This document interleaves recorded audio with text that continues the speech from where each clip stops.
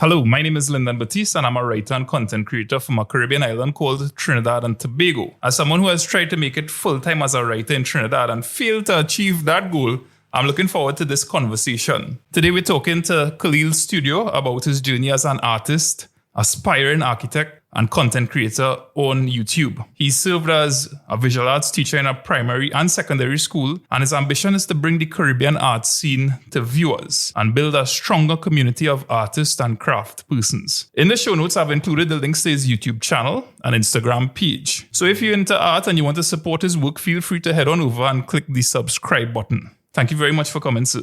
Thank you for having me. Yeah, man. Tell me how you got started as an artist and the journey that brought you to YouTube in July 2022.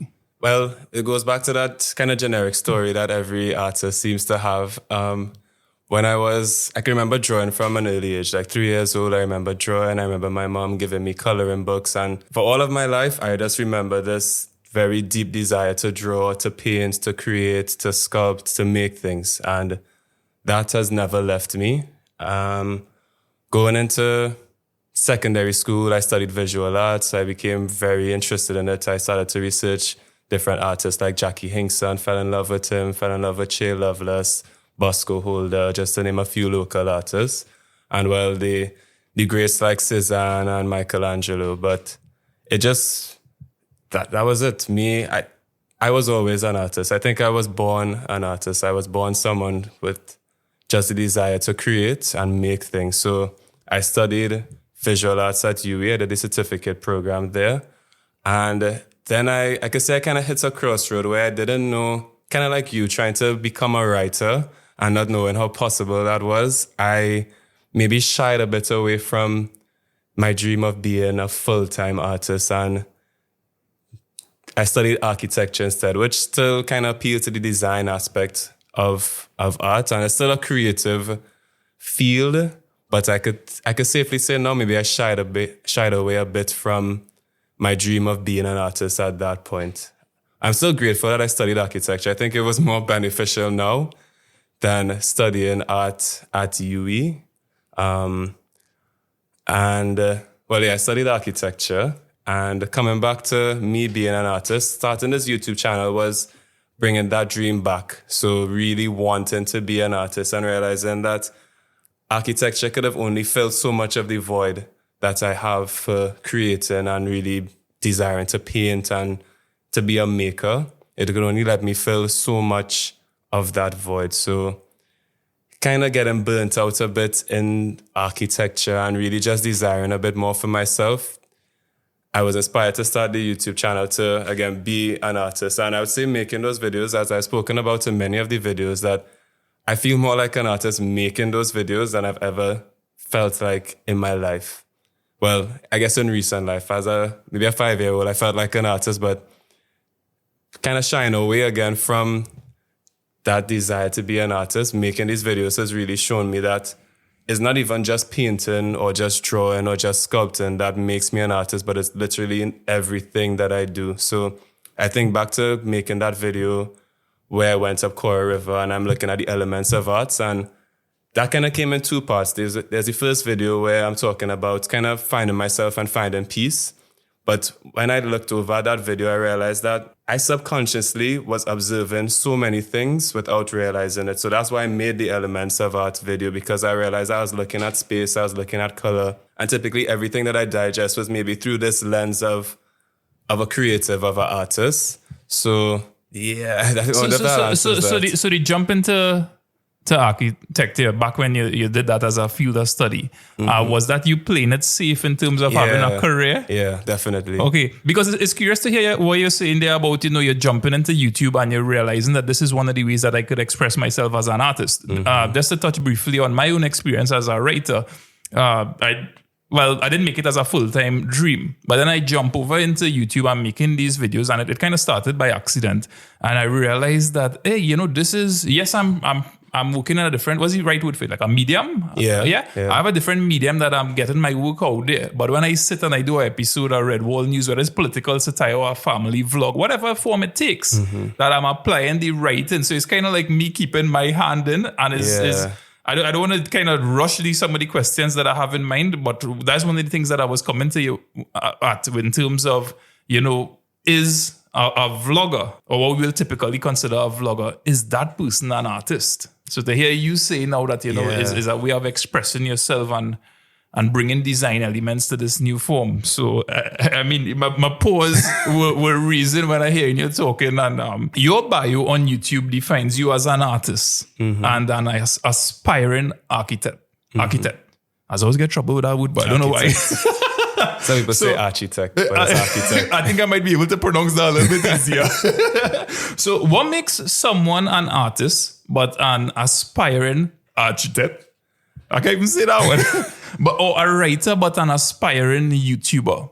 Because we often hear this idea of, he's an aspiring writer, he's an aspiring artist. What's the differentiation there on your bio when you wrote that? It's been something that I've been trying to figure out as well. So on my own channel, I've been doing interviews with artists, trying to understand what really defines an artist as an artist. So one of the questions I would ask each of them is, what makes them an artist? And it's interesting to hear kind of the different train of thoughts, but they're all kind of just based in making work, being creative. And again, it kind of goes back to, remember when I spoke about maybe remembering that I was drawing at 3 years old? Most of them just have this desire in them to create. And it goes to me beyond financial reward. It goes to me beyond making it into a living, about a livable, making a profit off of it. It's just this desire in each one of them to create work. So even one of the interviews, I spoke to a photographer, and he even remembers in his childhood that his mom bought him this kind of Looney Tunes camera, and he was just taking photos from there. And that,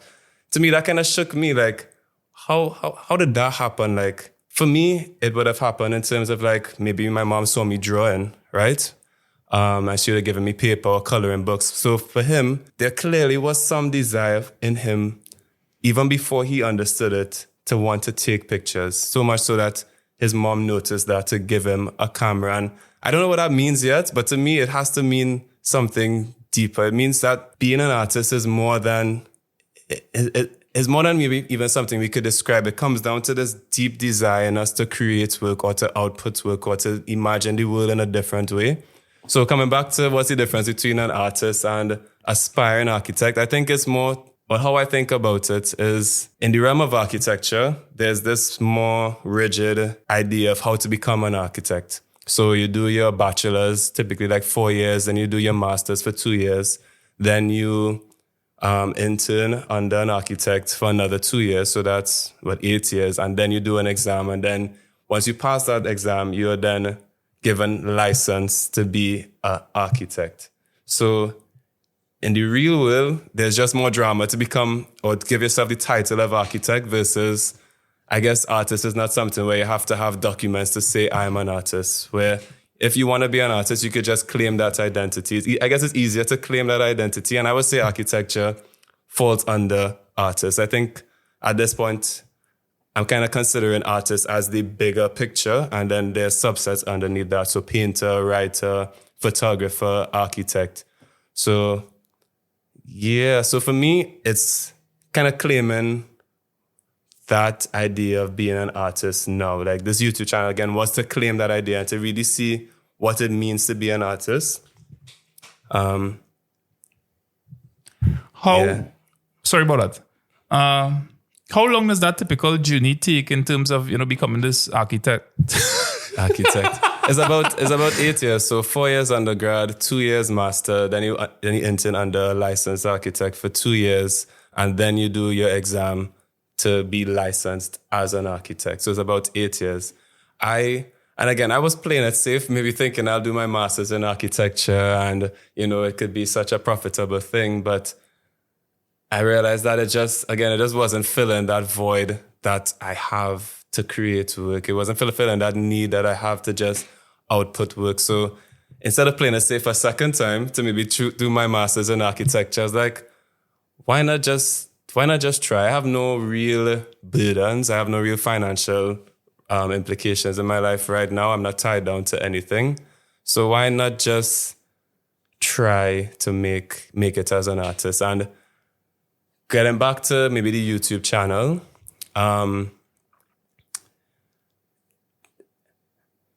How to describe this? So I could go a bit deeper into maybe how this YouTube channel even saved my life to a certain degree, or showed me a different side of my life that I wasn't considering. And it kind of even goes back a little bit more into giving my life to Christ. So for a long time, I was battling sin. I was battling the world, as I guess any common person would. And I was crying out to Christ for a long time to kind of draw me closer to him. And I think, I know last year I had that experience where I really saw the love of Christ. I saw love beyond I believe that a human being could express. And at that point, I came to Christ. And I believe 100% that Christ walked the earth. He was sent to the earth. He was hung on the cross. He was died. He was buried. He rose again, and he ascended into heaven. And giving my life to Christ gave new meaning to my life. I was able to soul search a little bit more. I was able to go into scripture and really understand the things that I was battling, anxieties. I wouldn't say I was depressed, but I was battling a lot of anxiety and a lack of confidence in certain things. And I would say through Christ, one day I was just thinking like, okay, I want to be an artist. How do I get to be an artist? Trinidad isn't the easiest place to sell paintings. It isn't the easiest place to really just become an artist. It takes quite a while. I guess anything, it takes quite a while to be accomplished. And maybe in a quick summary, I was inspired to start this YouTube channel. And I could say even before being inspired to start the channel, I would have been someone, before coming to Christ, would have never saw myself on camera, would have never had the kind of confidence to make these videos and be so vulnerable in some of them. And I would say there was a lot of preparation after coming to Christ and before making the YouTube channel I'll be open about it. It's a little embarrassing, but in simple ways where I was able to kind of find my identity in Christ and really find confidence within myself and Christ in me. So even before starting the channel, I started this thing where I'd wake up every morning and I'd look myself in the mirror and I'd just begin to ask myself hard questions, like the hard questions, and deal with the anxieties that I was dealing with. Like, do I really love myself? What does it mean to love myself? What do I actually think about myself? And I started actually writing out sticky notes where I would stick them on my kind of like words of affirmation, but through the Bible. So looking at what scripture says about us and really trying to dive deep into what the Bible says about me and everyone as a person. And this kind of went on for maybe like about 3-4 months until I was able to really gain a lot of self-confidence, just like waking up every morning, looking at myself in the mirror. And I probably didn't think this conversation would have gone this way. But if I'm being transparent about it, this is how I came to this point. And I look back at that and realize how much that prepared me for the YouTube channel. So from the time Christ told me to start the channel, I didn't have to hesitate because I was wondering like what I would make or how I would look on camera or what I would say. I mean, obviously I'm still nervous. I look back to the first video I made and I could see that I was nervous, but a year ago, I wouldn't have started that channel at all. I know I wouldn't have, just out of fear. So that 3 months before starting the channel, I believe Christ worked in me and prepared me for that moment to start it. I can't remember where I was going with this, But where was I? So while you think about that, I'll throw something in the pot because it's things that I think about as well too, right? Mm-hmm. Is it in giving yourself to Christ and, some of the things, the hard questions that you were asking yourself, have you, what is art a divine gift? Based on your research, your soul searching, your turning to the Bible, prayer, whatever. Because, for instance, the reason I'm asking that is because I have made content in the past and it may reflect very worldly, what we would be considered worldly things. Mm-hmm. So there's always a little bit of pull in me at times in terms of, what I am documenting here. I guess I'm using a creative gift. Mm-hmm. And but am I using it? Am I expressing myself in a safe manner? Am I, for instance, if I let's say I might go to the beach, mm-hmm. and is a family time, but next door to me may have a certain set of music and gyrating things that go along. And do I have a response? Do you? What is your responsibility as someone that has certain beliefs along these lines, and what type of content you produce? Well, I am very careful about the content I produce, and I kind of review each one of them with Christ in mind. But going back to maybe if my gift is something divine, and from the videos I've made, I'd have to say yes, and from the interviews I've done, I'd have to say yes, because it was in me before I even knew what it was. So even that I draw as my identity as an artist, right? My creative side had to be given to me by Christ, right? Because it was just something that even before I even knew how to use it, before I knew how to express it, it was just something that I was doing out of, I didn't even know what. So now I try to give that gift to Christ as much as I can. And I try to use or be used by him with that gift to give him back the glory. Because without him, I couldn't have started this YouTube channel. Without him, I wouldn't be where I'm at. Without him, I wouldn't have seen the growth in the channel. Without him, I wouldn't have the confidence that I have now to even say these things in an interview.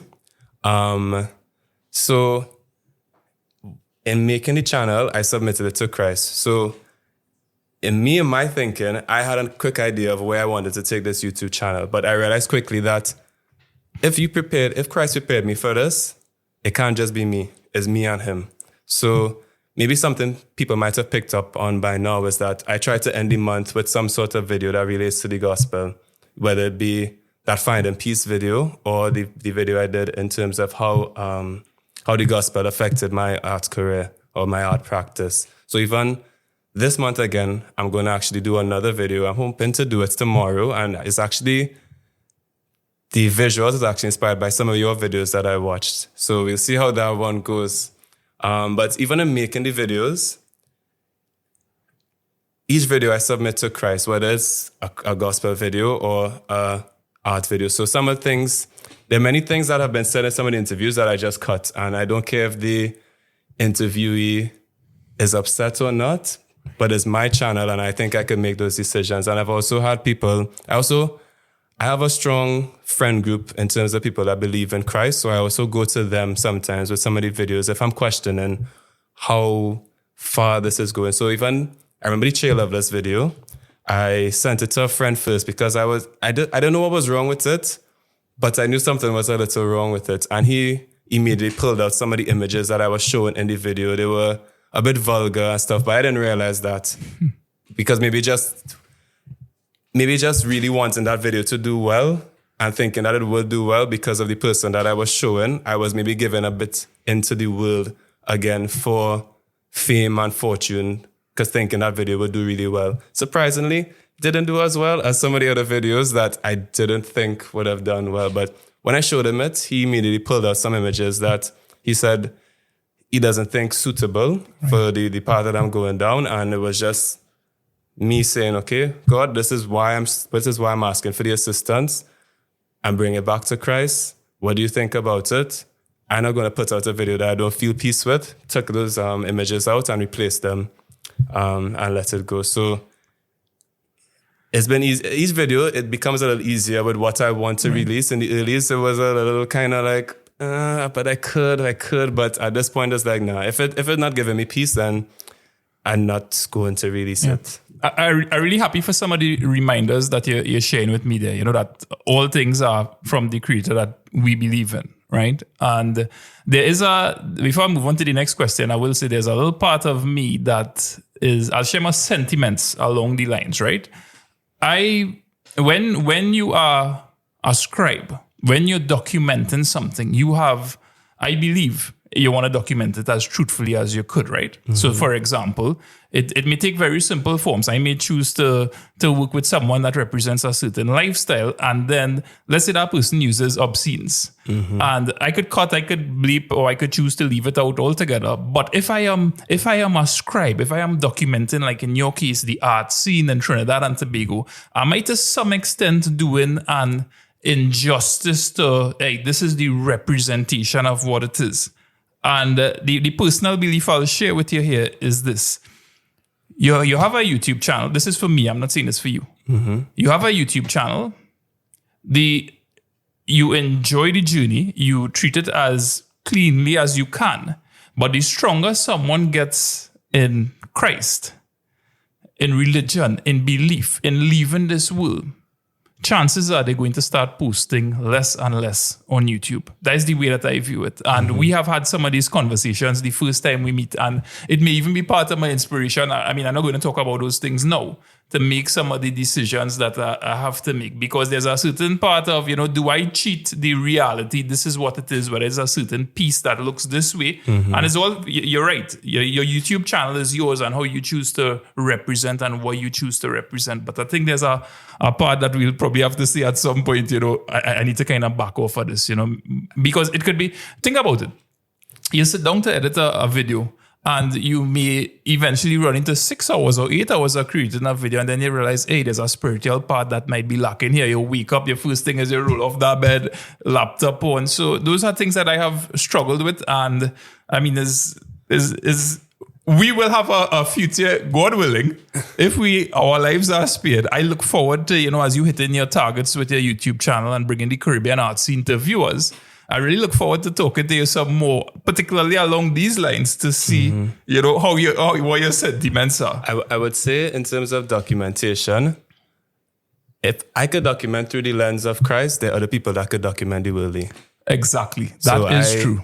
I want other people to document the sides that I'm not documenting. I want other people to create YouTube channels just like the ones that I have. I want a community of maybe local or even Caribbean YouTubers that are focusing on arts, that are focusing on visual arts, focusing on the music, focusing on drama, so that we can have a stronger community. That I don't want to be the only one doing this. So I've accepted that I could document for Christ, and there could be people that document for the world. And I don't necessarily need to watch their content, but I would appreciate that they're doing it as well, just to create a stronger community, Not that I condemn them for documenting. But if I could do my side, they could do their side, and we could just be doing. And whoever's Thanks for the reminder, Khalil. I appreciate that. So you've taught visual arts to young minds. I'm thinking about my children and their desire to create art. You spoke about some of this, whether it's comics, scribbling on the walls with crayons. And I'm curious about the responsibility parents have when they recognize an artistic impulse in a child. Does it go beyond saying, hey, you do a good job there? Does it involve constructive criticism? What does that responsibility include? And how did your parents nurture your artistic impulses? My mom actually spoke to me about wanting to do a video on that. So maybe this is a reminder to say, Mom, let's sit down and do it. All right. So, and you all need to go over to Khalil's channel in the show notes, and you could click on it and see that Hopefully video. we have that video done next month. So don't reveal the mystery of it then. She being the parent might have seen things that I haven't seen. So I could maybe reveal more on the child side of things. And even speaking to some of the other artists, like I mentioned, the guy getting the Looney Tunes camera. From small, I remember my mom, in recent time, she would tell me the story of maybe when I was 2 years old. I don't remember the incident, but she would tell me when I was 2 years old, I was just drawing sometime in her work or something, and this lady walks up to her and just like, this guy could real draw, your son could real draw, and she was like real bigging me up. I don't remember it, but mom is telling me the story of like, yeah, he could real draw. And I guess that in that moment, she's always spoken about like realizing the potential that I could have in drawing, painting. And from then she's been able to kind of nurture that. So she has been the most supportive person in my art career. Anything that I desire to do, like she tells the story differently from me. I don't know if I just chose to remember it like this, but I was studying at QRC for A-levels. I was in lower 6, and I wasn't happy because I was studying physics, pure maths, art, and comm. And I just remember focusing strictly on arts. Like I didn't care about physics. I didn't care about pure maths. And I guess maybe I didn't realize how unhappy I was, but she, being the outside person, being my mother, could see that I just wasn't happy. And I remember walking to lessons a day. And she just calls me and she's like, don't bother about lessons, go home. And I'm like, happiest day of my life, I don't have to go to lessons, yeah. And she tells the story in that I made a decision to leave QRC to pursue the visual art certificate at UE. That's not how I remember it. To me, she did all the research and she found the path for me to study art. Because my idea was I could go to school, I could, like Form 6 was the thing to do. I didn't realize that I could have just done something else strictly on art. Like I just assume, you go to A levels and you get your passes and whatnot. So she realized that, again, like there's some creative process in this guy. There's some creative output that he desires that he's just not able to fulfill in what he's doing. Because I would spend most of my time in the art room. I really didn't care about physics and pure math. So she tells the story in that I found the visual art certificate and I decided that I wanted to do that. I don't remember that at all. I remember her just telling me, don't bother to go to lessons, and she kind of figuring that out for me. So, and that's just like one of many moments where my mother has probably realized, even before I did, kind of how unhappy I was pursuing something when I really wanted to pursue art. So you didn't go the traditional route of the E-levels? No, I never finished. I dropped out in like January. I remember it was just before my birthday. So I just dropped out of school. I didn't tell that part, but your mother all cool, right? Big up, moms. I literally just remember walking from by my granny. She calling me because I'm walking to lesson. She's like, just go home. And we had this conversation, and then she goes with me into QRC to be like, yeah, he's done. And I never finished lower 6. And that was January. I started UE in September studying visual art. So it was just like I got the opportunity to just be in the art studio and I didn't have to do physics or anything else. And that was a 2-year program. Yeah. But how did that move of not doing A-levels, did that at any point kind of come back to haunt you? Let me say, like when you decided to study, is Jamaica you studied in? Yeah, I studied at UTech Jamaica. It didn't. I don't regret. That's one of the best decisions of my life. All right. To let go of that. I look forward to that video with your mom. Yeah, no, I have to do that. Yeah. So in your videos, you talk about observation and creating art through the knowledge of the elements of art, right? Mm-hmm. How does art and the knowledge of these elements enhance a basic human experience? Say, for example, a walk along a beach or a river, or observing children draw or build model houses. That might be a tough question. That's a tough question because So here's what, right? I'm really thinking about the experience of me walking. I am not given to consciously thinking about art. Mm-hmm. I think I may have latched on to certain principles that I maybe heard or saw in people who make videos or whatever. But I'm wondering if I go for a stroll along the beach or I walk around Eddie Hart and there are elements that I've studied them so much, I've reflected on them so much that maybe this walk around the park where we're making 3 or 4 laps will suddenly become something that is a bit more interesting. So is it at the forefront in these elements of art because they're so ingrained in you that as you walk around, as you travel through, as you walk into a cinema to go and watch Black Panther, that there are certain aspects that stand out? Definitely. And that's something I've been realizing more and more making the videos. So like I given the example of going to the beach where in my younger days, I didn't like going to the beach. But when I started to actually maybe think about more along the lines of the experience that I had. So I mentioned when I go to the beach, it's something that engages all your senses. So you're able to smell the salt water burns your eye, you're able to feel the salt, you hear the sizzling. So going to the beach now is like one of the best experiences for me because I'm able to engage all my senses. And if you think even to like Eddie Hart, I remember that walk we took. A lot of the times I zoned out thinking about how the surroundings was kind of making me feel. So a lot of the times I remember paying attention to how tall the grass was and like what it could have been like if it was fully cut, and kind of like this big open space that we're walking around, the atmosphere, the breeze, and those necessarily aren't directed or maybe come directly from the elements of art, but I think it goes back to maybe me being a creative. I don't know if other people experience these things that maybe don't have such a creative side, because I think I've always had that. Maybe I should start interviewing people that aren't so creatively led. But it's things I'm thinking about all the time. So I was even walking and passing my hand on the grass to feel how the grass felt in my hand and pulling out some and playing with them. And it may not have been something that I was consciously doing, but if I think back to it now, it was just me desiring to maybe be inspired or desiring to really become a bit more aware of the things that are around me. So hence kind of like why that elements of art video came about, because I realized when I was going to the river, there were certain things that I was noticing that I was even pulling back into my own painting practice at the time. Or like my work from before Christ, I've started painting again, but my work from before Christ was heavily influenced by the things that I saw. So like breeze blocks, the sky, Caribbean buildings, even paint chips on the wall and stuff like that. So I don't know how to answer it in terms of like someone who isn't creatively inclined, but at least for myself, it's something that I'm always thinking about. So like even sitting down here, y'all can't see it, but there's a window that is framing the view outside. And I've been thinking, well, initially when I sat down, I was thinking like how the grill work actually frames the views, and looking at different sections of one side just has kind of open grass, the other side is framed around this kind of tree stump, and it has this building in the background. So these are these are things that I'm always thinking about, or always kind of interested in. And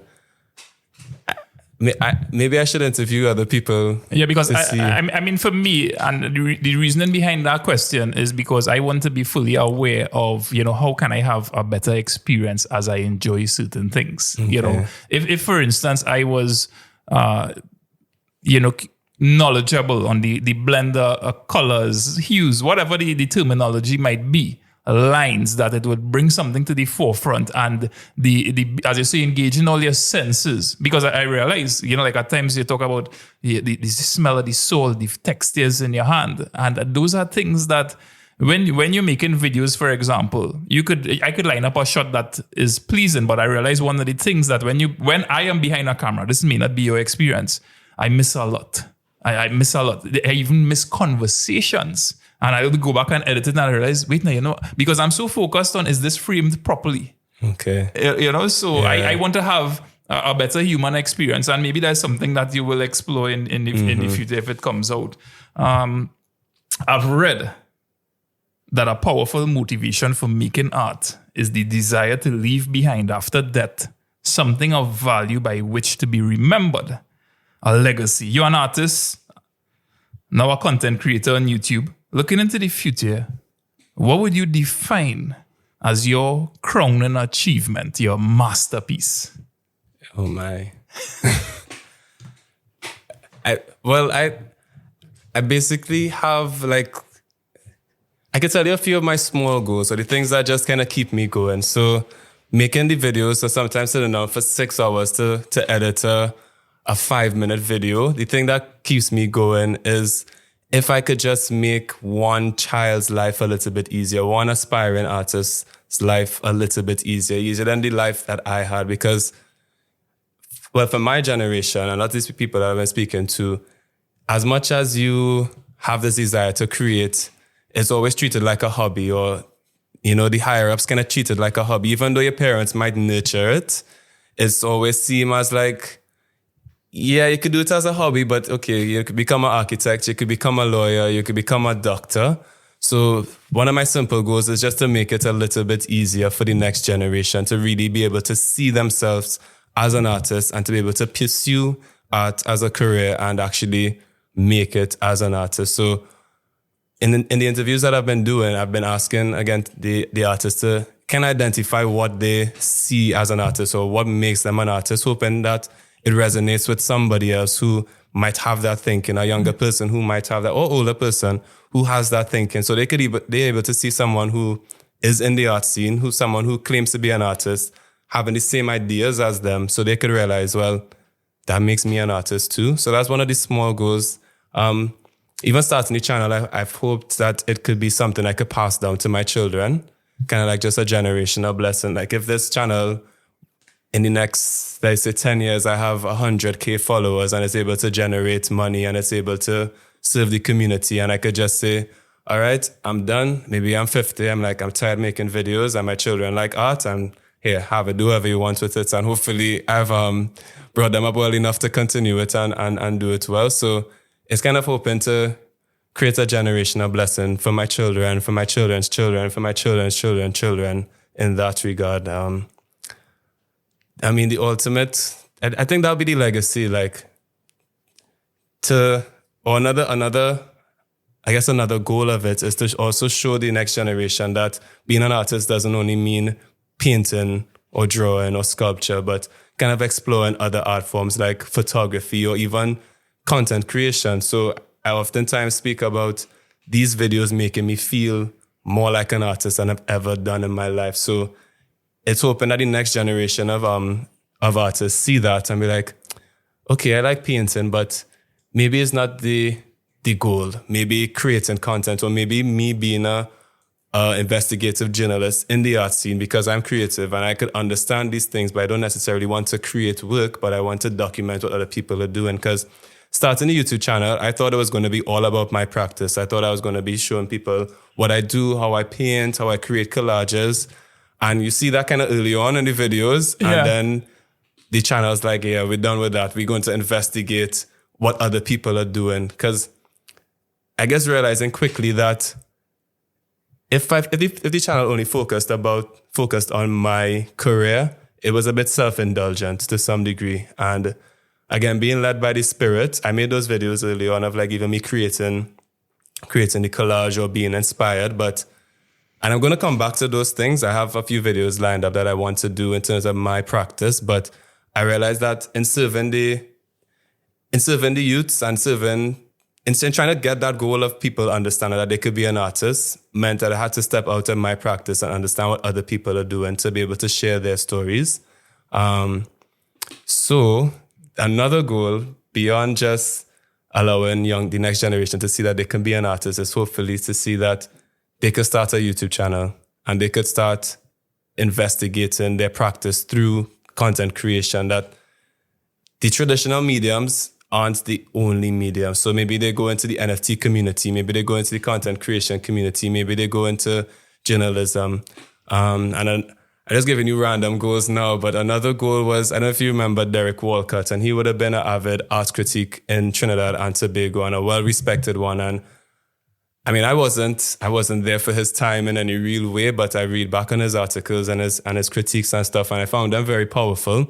And I feel like it's something that we lack here now. Like after Derek, no one really stands up and say, bro, your work is not good. Here's what to do. Or, you give proper critique. And I think we've gotten very soft in that on that path where people will just go to a gallery and it's like, yeah, your work is great. And no one is able to sit down and be like, no, this is not good, or this is good, and why is this good, or why is this not good? So another goal is trying to bring discourse back to the art community. So in one of the videos that I did with Loft Gallery, I spoke to them about the gallery space, not just being a place where people could come and hang work and sell work and buy work, and yes, there's discourse happening where people might come up to the work and they're having little chats and stuff like that, but I kind of wonder how impactful that is versus like,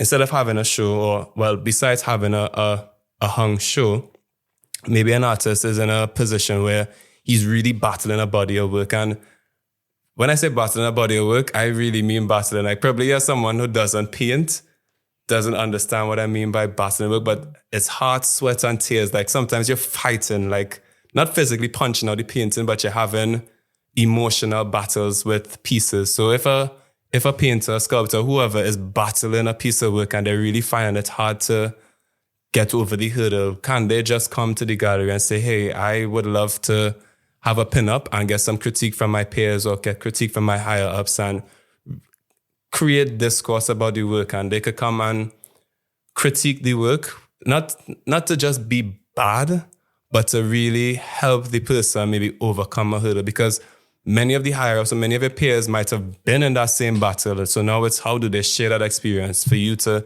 elevate?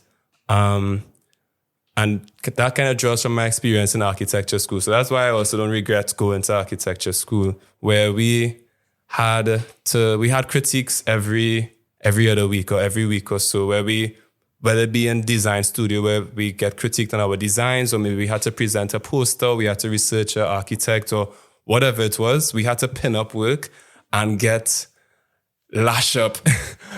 But if your work was good or bad, you will get a strong critique, to the point where I realized that the best critiques were sometimes the most brutal critiques, because it wasn't necessarily that these people are like just telling you your work is bad for the sake of saying it, but more or less 9 times out of 10, they had stuff to back it up. So 9 times out of 10, it was improving the work. So I found that, and maybe I could kind of explain how a critique goes. So typically, you get your brief, you get your design brief, and you're designing, and then you have an interim crit, which is like kind of halfway through the process. So say you had a month for the design, you get your brief, 15 days into it, you do an interim critique, so they could critique your work and you could get feedback before you have your final critique at the end of the month.